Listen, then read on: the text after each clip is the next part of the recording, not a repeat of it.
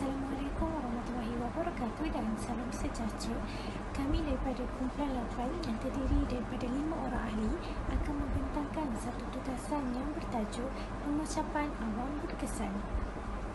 Langkah-langkah penyediaan dan persembahan ucapan berkesan. Antara langkahnya ialah menganalisis diri, yang kedua, mengumpul bahan, yang ketiga, menyusun bahan, yang keempat, merancang pengenalan, yang kelima, merancang penutup, yang keenam, berlatih untuk menyampaikan ucapan, dan yang terakhir adalah menyampaikan ucapan tersebut. Analisis diri dan majlis iaitu terdiri daripada agenda majlis, acara lain, giliran, di mana dan masa berlakunya majlis, kemudahan yang disediakan sepanjang majlis berlangsung, penerimaan oleh para audiens, tujuan, minat terhadap tajuk atau bahan ucapan, dan yang terakhir adalah persediaan serta tajuk dan pengetahuan sama ada ianya cukup atau tidak. Untuk analisis audien iaitu keseragaman, pandangan terhadap topik, pandangan terhadap majlis, pandangan terhadap perucap, pengharapan, ciri-ciri demografi dan saiz.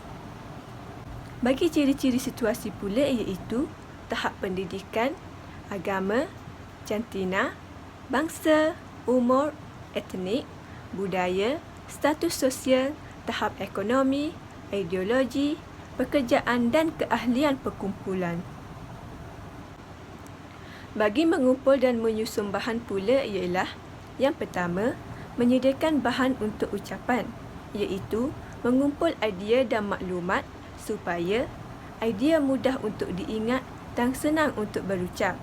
Yang kedua, menyediakan teks ucapan iaitu daripada bahan yang telah dikumpul disusun untuk membentuk satu teks ucapan yang lengkap. Untuk menyediakan bahan ucapan, kita perlulah menentukan tajuk ataupun topik iaitu dengan menitik beratkan topik khusus yang diberi ataupun topik pilihan sendiri dan topik khusus.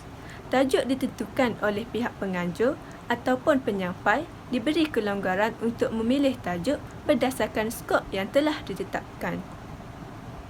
Untuk asas pemilihan tajuk terdiri daripada 4 iaitu pekerjaan, minat, isu semasa dan kepakaran. Untuk ciri-ciri dan topik yang baik pula iaitu yang pertama, penting kepada penyampai, kedua, memberi maklumat kepada audiens, ketiga, menepati masa dan memberi nilai kepada masa audiens, keempat, skop yang sesuai dengan peruntukan masa, kelima, sesuai untuk disampaikan secara lisan, dan terakhir, jelas dan mudah untuk difahami. Assalamualaikum dan salam sejahtera. Nama diberi Ahmad Mukti Syahmi bin Suhaili. Hari ini saya ingin menyampaikan tentang satu tajuk yang menarik iaitu pengenalan ucapan. Terdapat 2 unsur dalam pengenalan ucapan iaitu yang pertama, salam atau ucap selamat sebagai penghormatan protokol, dan yang kedua, teknik menarik perhatian penonton. Apakah perkara-perkara yang perlu ada dalam pengenalan ucapan? Yang pertama, kejadian sejarah. Selalunya, kejadian sejarah ini diletakkan apabila ucapan yang diberikan berkenaan sesuatu sejarah. Yang kedua, ajukan soalan untuk mendorong penonton untuk berfikir. Berikan soalan yang mudah supaya para penonton sentiasa fokus dengan ucapan kita. Yang ketiga, petikan Al-Quran atau tokoh. Berikan petikan Al-Quran atau tokoh supaya segala isi dalam ucapan kita berlandaskan fakta. Yang keempat, berikan contoh atau cerita untuk membantu para penonton untuk lebih memahami tentang satu isi dalam ucapan kita. Yang kelima, merujuk majlis, penonton atau audien atau diri kita sendiri. Yang keenam, berikan kenyataan lucu atau jenaka. Hal ini amat penting untuk memastikan para penonton berasa tidak bosan apabila mendengar ucapan kita. Yang ketujuh, kepentingan subjek. Kita hendaklah mengumpulkan kepentingan subjek supaya para penonton memahami dan menghayati segala isi dalam ucapan kita. Dan yang terakhir, penghormatan peribadi. Berikan pujian kepada diri kita kerana berani untuk melakukan suatu ucapan. Seterusnya, saya akan berbincangkan tentang isi kandungan sesuatu ucapan. Yang pertama, kita mestilah menyusun segala idea-idea utama di dalam sesuatu ucapan untuk memastikan ucapan kita menjadi lebih tersusun. Yang kedua, kita hendaklah mengetahui kronologi, ruang atau arah, sebab akibat masalah penyelesaian berkenaan sesuatu topik dalam sesuatu ucapan, supaya segala ucapan kita menjadi lebih senang untuk difahami oleh para penonton. Yang ketiga, kita hendaklah mengemukakan bahan sokongan untuk menyokong segala hujah atau info-info yang terdapat di dalam ucapan kita. Dan yang terakhir, penghubung, di mana penghubung ini amat penting untuk menghubungkan sesuatu fakta yang berbeza ke dalam ucapan yang sama. Seterusnya, saya akan membincangkan berkenaan merancang penutup. Merancang penutup amatlah penting bagi mempersiapkan diri penonton untuk berhenti mendengar. Terdapat dua elemen penting bagi merancang penutup, iaitu kenyataan untuk diingat dan juga review. Mari kita melihat kepada kenyataan untuk diingat. Bagi kenyataan untuk diingat, antara poin penting adalah ulang teknik bagi menarik perhatian penonton, wujud semula tema bagi suatu ucapan itu, membentuk mood berucapan kita, memberikan cabar kepada penonton, menanyakan soalan kepada penonton dan akhirnya mengemukakan rayuan kepada penonton. Bagi review pula, riskankan segala idea utama ucapan kita, beritahu bila masa untuk berhenti dan ulas semula idea utama ucapan kita. Namun, elakkan untuk mengakui bahawa kita lupa akan idea ucapan kita, meminta maaf secara keterlaluan dan juga membukakan huraian yang begitu panjang.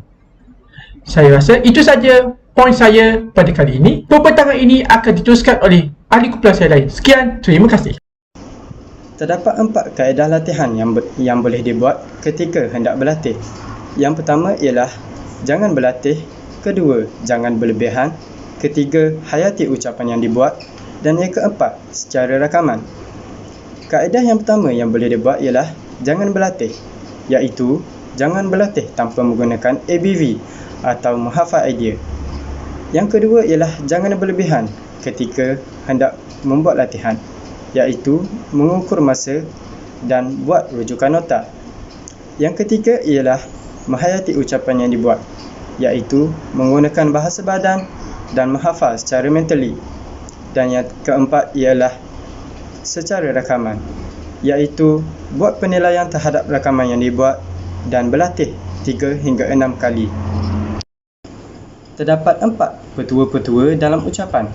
Yang pertama ialah penggunaan bahasa badan, yang kedua pengawalan suara, yang ketiga kaedah jawab soalan, dan yang keempat penggunaan mikrofon. Bahasa badan. Penggunaan bahasa badan terdiri daripada pergerakan non-verbal, iaitu kepala, mimik muka, mata, bahu, tangan ataupun jari dan sebagainya. Pengawalan suara pula terdiri daripada nada, kelantangan, pengulangan, sebutan tepat dan jadak. Assalamualaikum dan salam sejahtera. Saya Muhammad Syafiq bin Shah Nizam, nombor metrik S55801, akan memaparkan tentang penggunaan mikrofon. Pertama sekali, apabila menggunakan mikrofon, kita hendaklah memastikan mikrofon berada di kedudukan yang betul supaya audien dapat melihat muka. Kedudukan yang paling sesuai ialah di bawah paras dagu. Kedua, kita hendaklah memastikan jarak antara diri dan mikrofon adalah sejengkal. Ketiga, jarakkan volume agar suara tidak terlalu perlahan atau terlalu kuat dan jelas didengari oleh audien. Dan akhir sekali, jika mikrofon berada di tiang atau mic stand, biarkan sahaja di situ dan kita tidak perlu memegangnya. Seterusnya, saya akan bercerita pula tentang kaedah soal jawab. Pertama sekali, semasa sesi soal jawab, kita hendaklah menyatakan definisi istilah. Kedua, kita hendaklah mendengar soalan dengan penuh tumpuan sambil memikirkan jawapan. Dan ketiga, jika kita tidak pasti tentang soalan tersebut, kita minta soalan untuk diulang atau kita cuba untuk membuat rumusan berdasarkan soalan yang telah diajukan. Dan antara kaedah menanyakan soalan pula ialah apabila bertanya soalan, jika terdapat lebih daripada satu soalan, kita hendaklah memastikan soalan pertama dijawab dahulu, barulah terus bertanya kepada soalan kedua. Antara contoh-contoh soalan ialah soalan pendapat ataupun soalan-soalan fakta yang boleh ditanyakan. Sekian sahaja daripada kami, Grup 8. Terima kasih.